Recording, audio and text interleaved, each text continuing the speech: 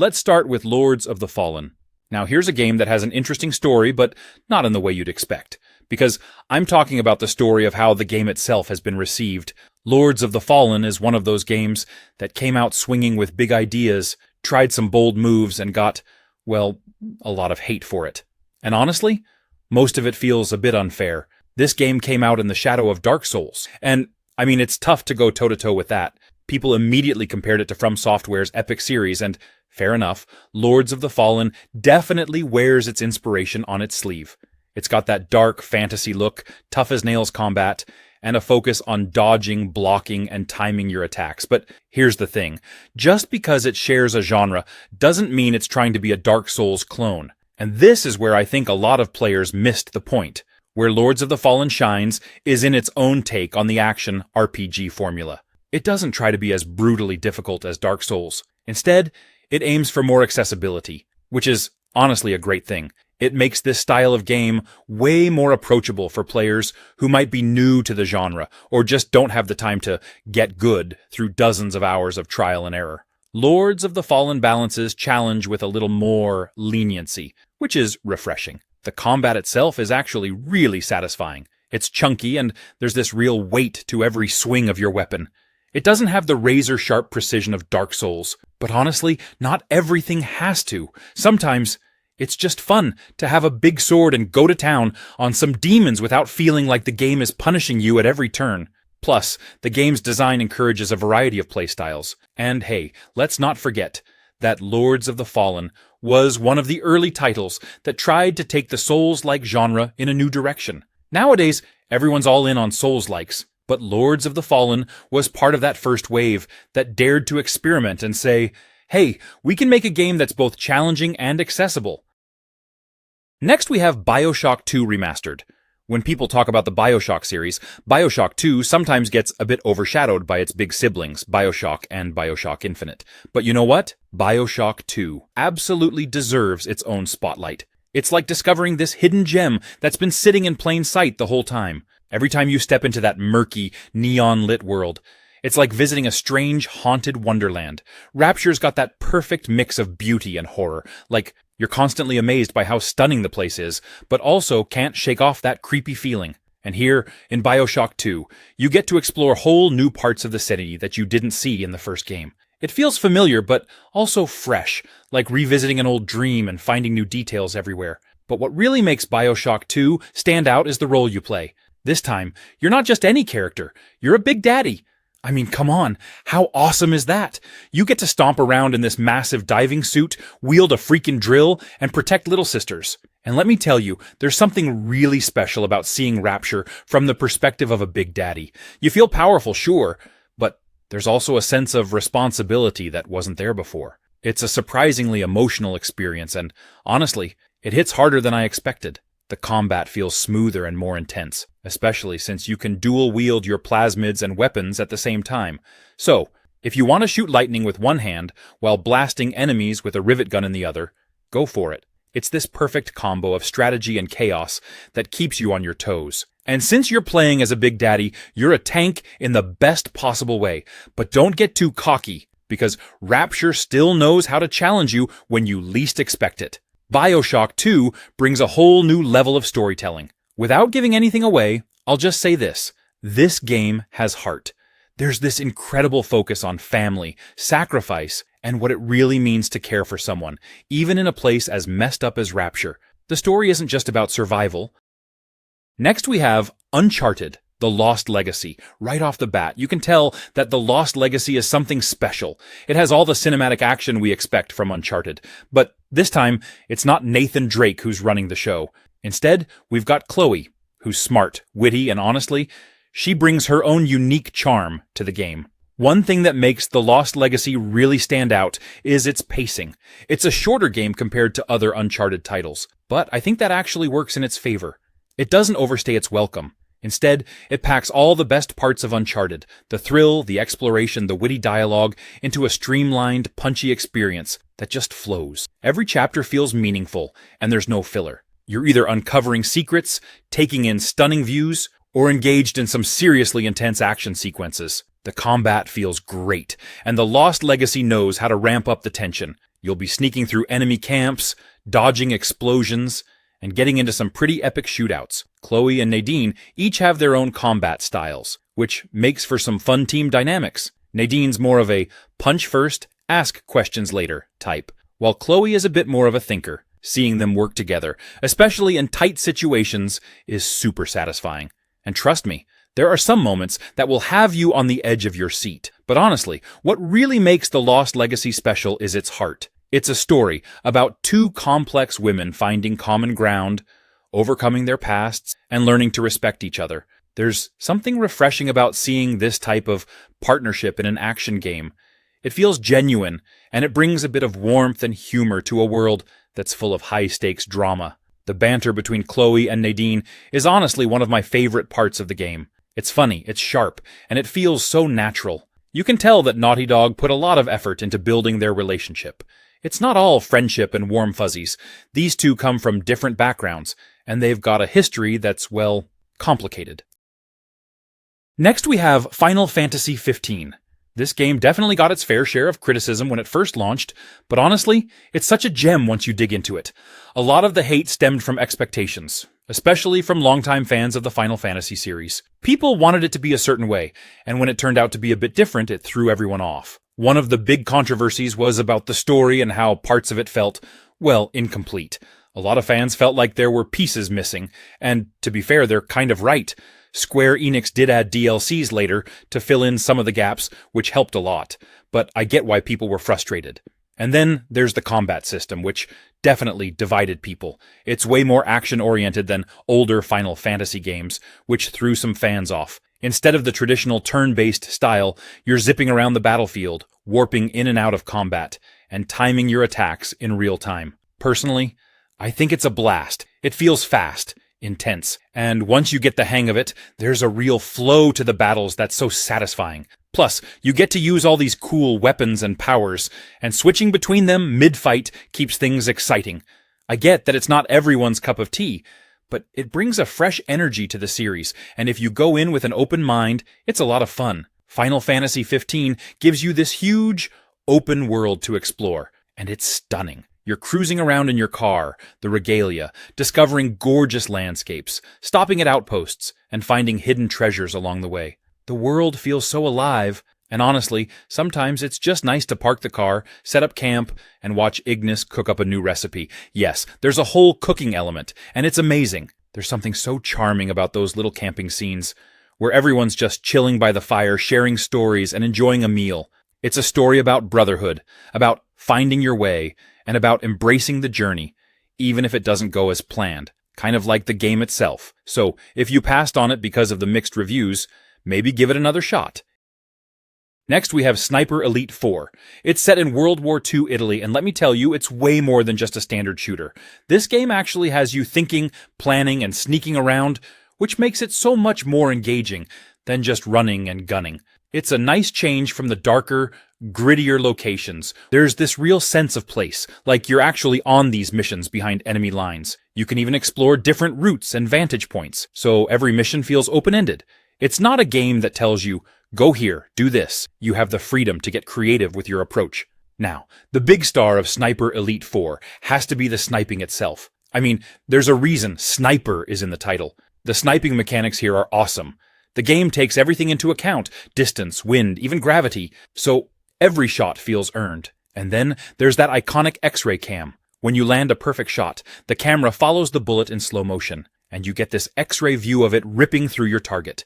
It's kind of gruesome, but also so ridiculously satisfying. You know they nailed the shot mechanics when you can feel the weight of each shot. It's like a mini celebration every time you get it just right. But Sniper Elite 4 isn't just about staying a mile away from enemies and picking them off one by one. It's a full-on stealth experience. You have to be smart about where you go, how you hide, and how you move around. You can use the environment to mask your shots, like firing when a plane goes overhead or when a generator is making noise. It makes you feel like a real sniper, working with whatever you have to stay unnoticed. I love that you can choose to take out enemies quietly with traps, lure them with rocks, or just sneak around them altogether. The game really rewards patience, which I appreciate because it feels like you're in control of the whole operation. Overall, Sniper Elite 4 is an absolute must-play if you love tactical, thoughtful gameplay.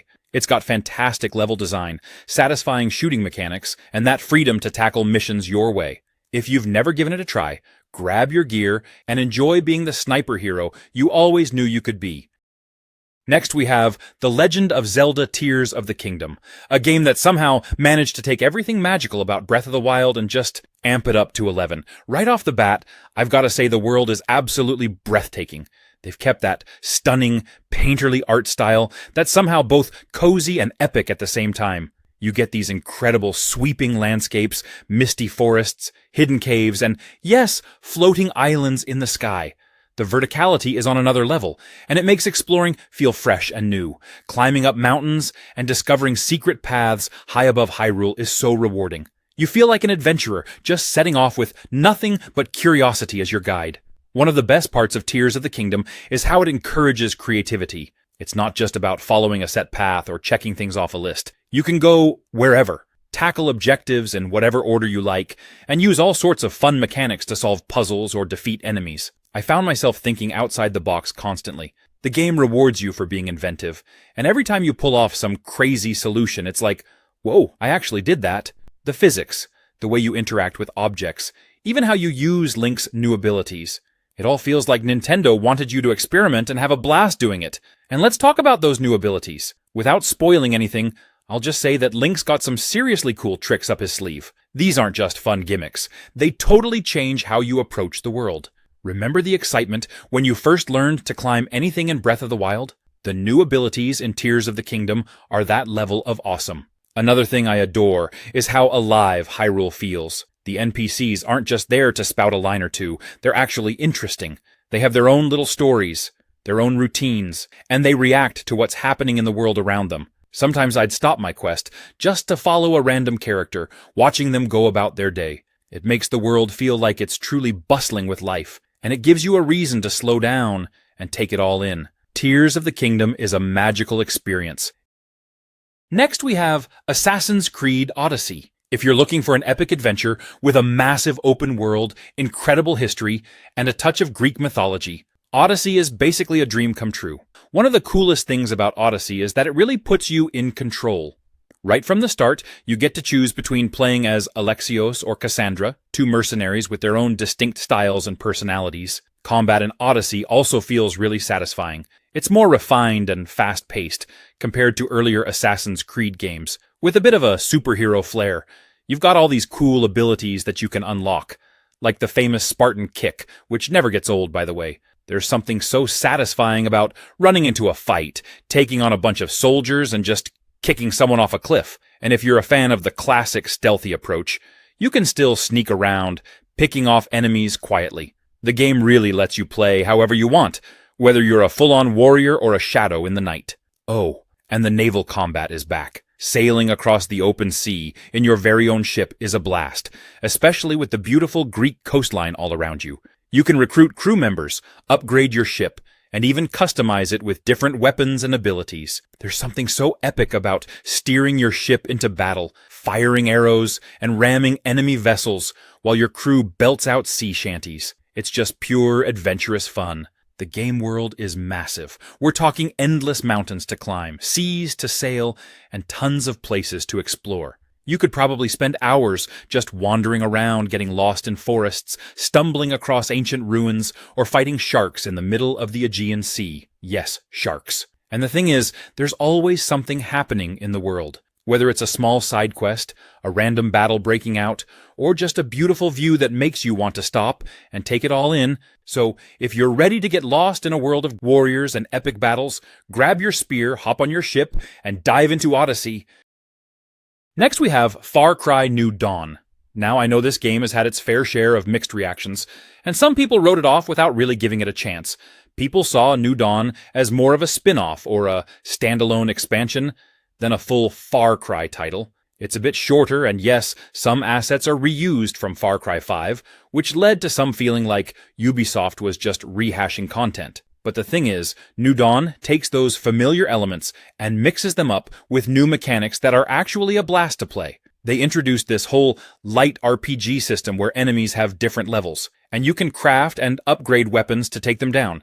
It's a bit of a departure for Far Cry, but it's fun. And the weapon upgrades add this cool progression element that feels rewarding as you build up your gear.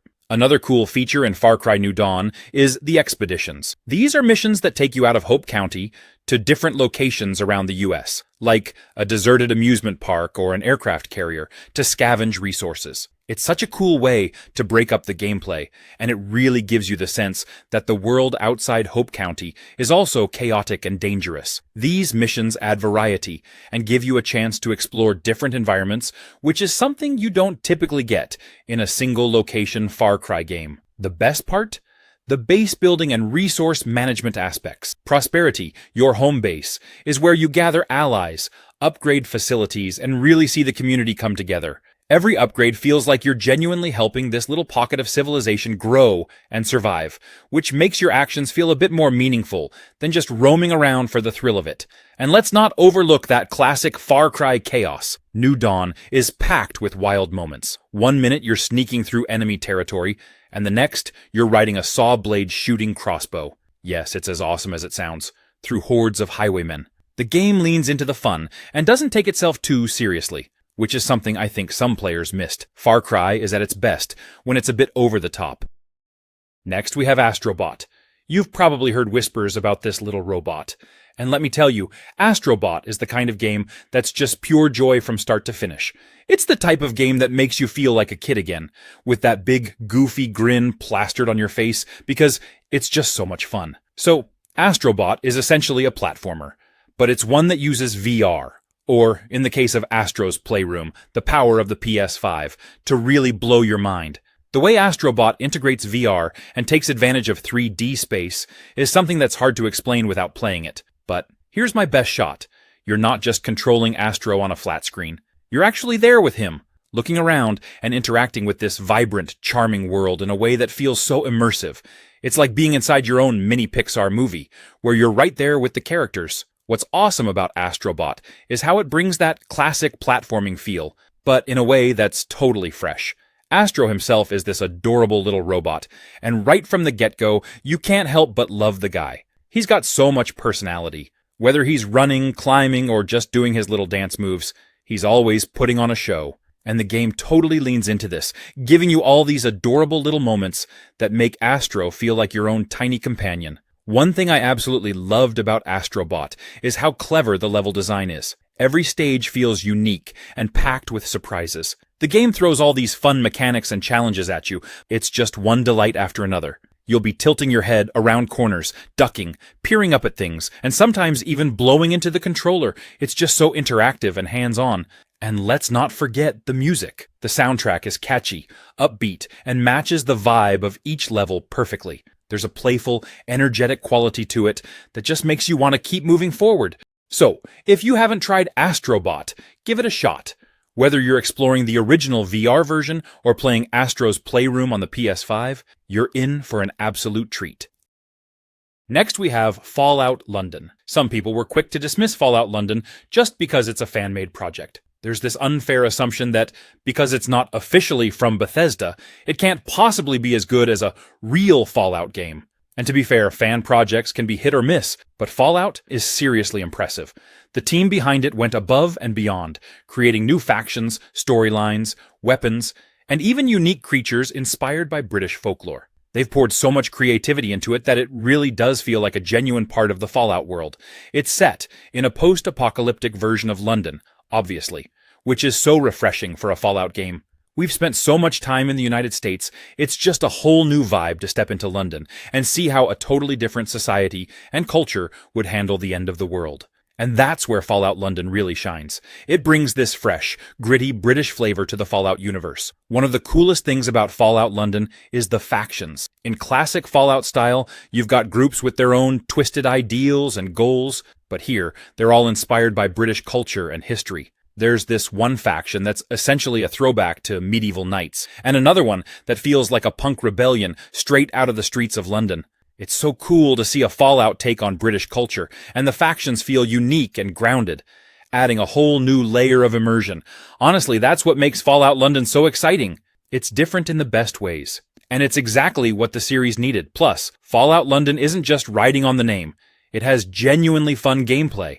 They've added new mechanics, weapons, and quests that make exploring post-apocalyptic London an absolute blast. And because it's set outside the US, there's this whole new cultural layer with British slang, accents, and humor. It's one of those things where the more you play, the more you appreciate how much effort went into making this feel both familiar and totally new. It's made with passion, creativity, and a deep respect for the source material.